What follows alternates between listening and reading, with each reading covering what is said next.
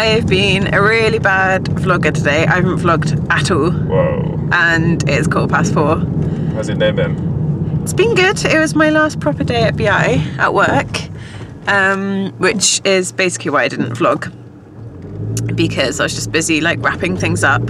And then I got caught up with, I got 2 new cross-stitching projects, but I can't say what they are because they're presents. I nearly said them.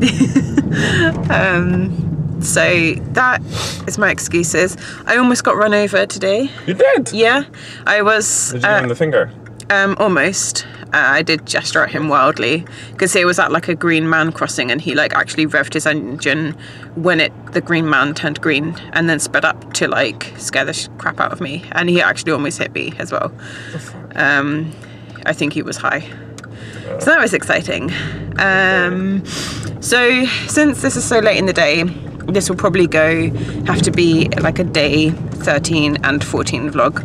But tomorrow I am meeting my sister-in-law, which I thought was meant to be on Saturday. Turns out it's tomorrow. So I'll vlog a little about that. We're gonna have cake, as if I haven't had enough already. Top of the morning too. It's a new dawn. It's a new something for me, and I'm feeling good.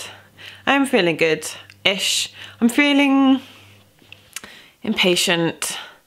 I really want the baby to come now. I'm not like, I don't feel massively pregnant, and I don't feel too tired or anything. I'm not the most patient person anyway, and I think one of my least favourite things in the world is knowing something is going to happen and not knowing when, which is fantastic when you are in the final part of pregnancy.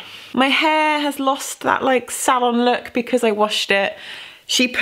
At the hairdresser, she put like an actual ton of product in it, which gave it volume and made it like nice and smooth, and now it's like, the thing is, I wanted it to look a bit messy, but now it's kind of half messy and half just like but hopefully I will figure out what I'm meant to do with it. And you guys were so sweet with your comments about it, my hair and my glasses, and congratulating me on 1,000 subs. It's really, really sweet, and it's really nice that I am able to chat with you guys in the comments, and that you tell me what you're enjoying, and yeah, so thanks for that. I thought I would, while I have some time this morning, like I said, tell you a bit about my story. So I'm not going to tell you my life story, ain't nobody got time for that, but I will start with sort of the previous chapter to this chapter. So right before I moved to Norway, I went to Falmouth University in Cornwall to study journalism. I was there from 2008 to 2012. That is where I met my now husband, Henrik. He is Norwegian, as you know. He was studying photography. Falmouth, if you don't know, and Cornwall, absolutely gorgeous place, southwest of England. I grew up in the southwest of England, in the county next to it, Devon, and I'm sorry to everyone from Devon. I know this is blasphemous to say, but I love Cornwall just as much. Cornwall is full of like wild countryside and beaches, while Devon has its beaches and countryside as well, but it's more like the farm land where everyone drinks cider and has cream tea. So I love them both. Both me and Henrik graduated in 2012, and we decided that we wanted to go to Japan. Now, it's actually one of the first things that got us talking, is we were both learning Japan, and apparently how to speak English. We were both learning Japanese, and I remember we were, like, one of the first times we spoke face to face, we were having a drunken conversation in Japanese at a nightclub when neither of us spoke much Japanese, and somehow we were talking for about half an hour. So not really sure how that worked out. We probably were both making stuff up, to be honest. So we both shared this love of Japan, really wanting to go, and we thought we should take a TEFL course, which is how to teach, you become qualified to teach English as a foreign language. It costs a fair bit of money. And I had visited Norway by this point, so we thought we would go there for the summer and earn some money to do the course and then go travelling. So we temporarily moved to Norway in the summer of 2012, and Henrik ended up with quite a nice job. So we sort of just ended up staying because he found this job. And at this point we were just living with his parents because it was just meant to be a temporary thing. But then we saw this apartment that we really liked. And so then we moved in there, and just bit by bit we became more and more settled. And the thing is, Henrik had a degree in photography and now had this decent job. Obviously, those two things don't often go hand in hand unless you're very lucky with photography. So that was part of it, is we could have done the course and gone travelling and spent a few years doing that, but then we both kind of would have been back at square one, especially Henrik. And at the time, the employment scene in England was terrible. Nobody was getting work, apart from in my field, actually. I think most people in my class had jobs in the communication industry by then, but that wasn't that normal. And then, as I've spoken a bit about before, I had a rough couple of years where I was working as a waitress. I was also a freelance writer, but it was pretty hard to get decent projects for decent pay. Mainly because I was kind of got involved in the startup scene in Oslo, which is a really exciting and growing scene. But obviously it's not one where clients are made of money. So that was a bit of a struggle. And then at one point, Henrik decided he was interested in consultancy. So he went to BI Norwegian Business School. He had a great time, and I was at this point where I was just like, I don't know what my future is like here in Norway. I don't know what I'm doing. I'm qualified in journalism and communicating in a country where I don't speak the language fluently, so I have to think of something else. So I enrolled in the business school as well, and I got a job in the communication department there. And that was in 2014, and I've been there since. Had my last day yesterday. Really enjoyed my job there, didn't enjoy the course so much. That was a personal thing. Some people really loved the course I was on. It was a Bachelor in Business Administration. But whilst I ended up really enjoying finance, I didn't enjoy maths or statistics. I missed the kind of creative atmosphere of Falmouth University, and it just wasn't a good fit for me, so I stopped studying. Meanwhile, about 8 months ago now, I think it was in February, I put out my first YouTube video. And on this point, Chrissy Johansson has left a question. She is also, by the way, a YouTuber, British, married to a Norwegian, so check her channel out. She asked, why did I start a channel?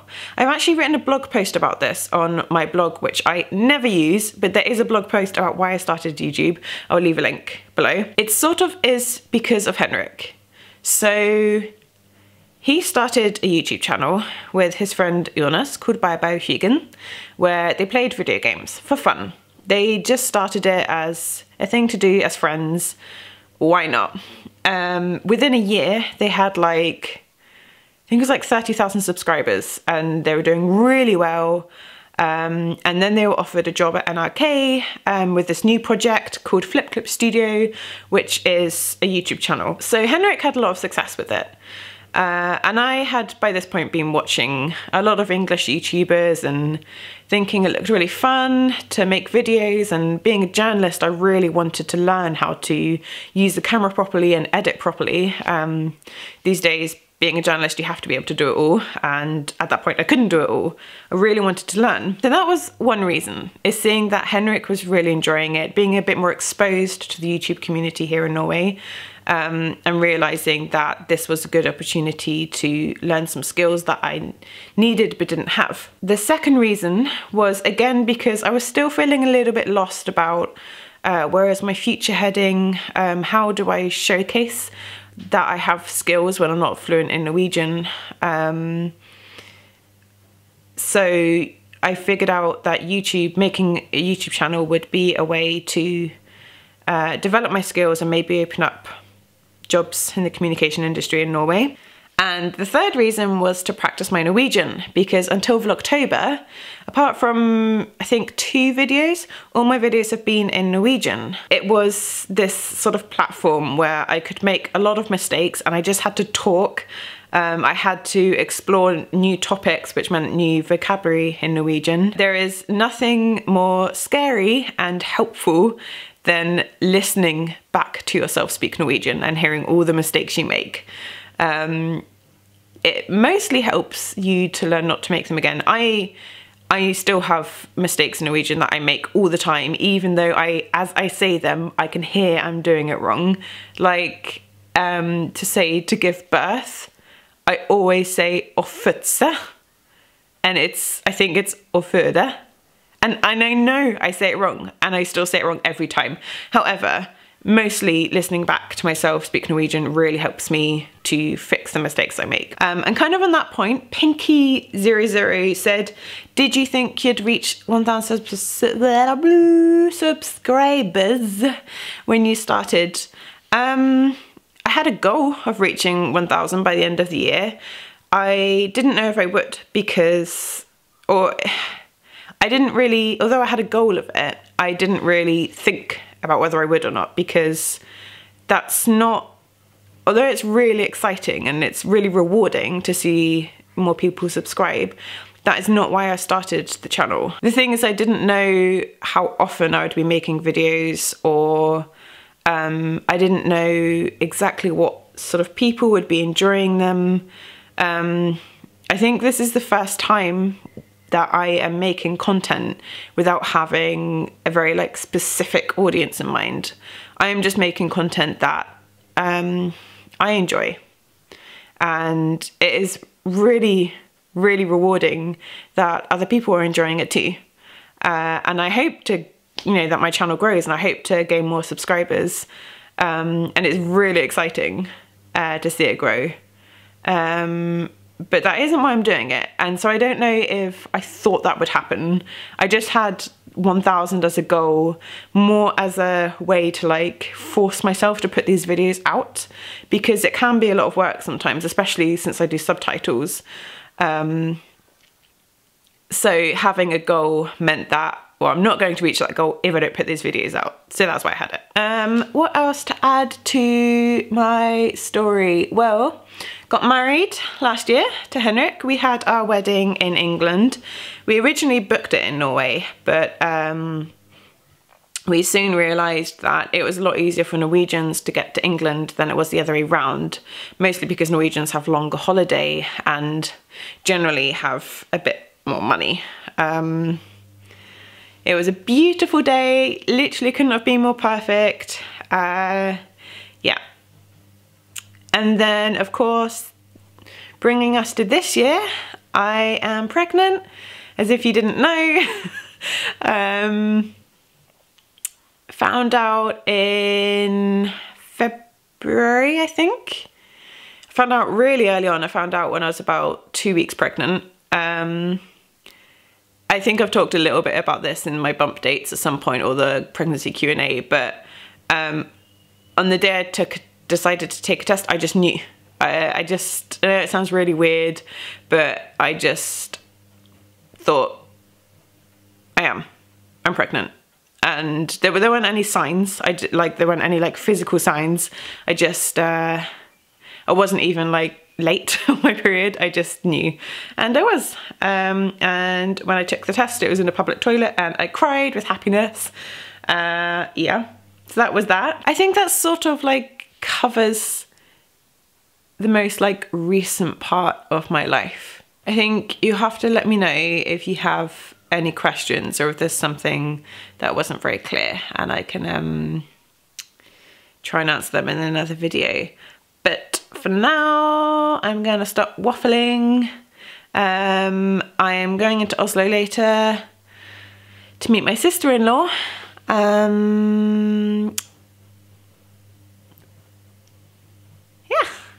I guess I will see you there.